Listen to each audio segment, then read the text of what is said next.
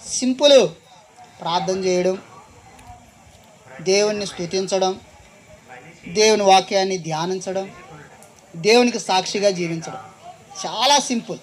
రేపు ఆదివారం అమ్మ పని ఉంది, రోజు నీకు 500 ఇస్తాం జీతం, కానీ రేపు ఆదివారం 1000 రూపాయలు ఇస్తున్నాం. ఏ ఆదివారం చర్చికి వెళ్ళకు, పనికి రామ్మా, ఎంత ఇస్తాను? 1000 రూపాయలు. ఆశ కలిగింది. 2 రోజుల జీతం ఒక్క రోజులో వస్తుంది. ఈ ఆదివారం దేవునిది.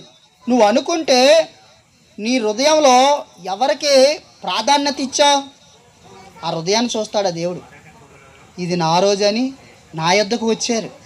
ఆదివారం రోజున ఎక్కడికి వెళ్ళకుండా, ఏ పని చేయకుండా ప్రభు దగ్గర గడపాలి, ప్రార్థనలో గడపాలి. ఆ రోజు విశ్రాంతి తీసుకోవాలి నువ్వు. ఎందుకంటే నీ దేవుడు విశ్రాంతి తీసుకున్నాడు. అది ఆయన క్రమం. ఆ క్రమమే నీకు ఇవ్వాలని ఆశపడుతున్నాడు. హల్లెలూయా.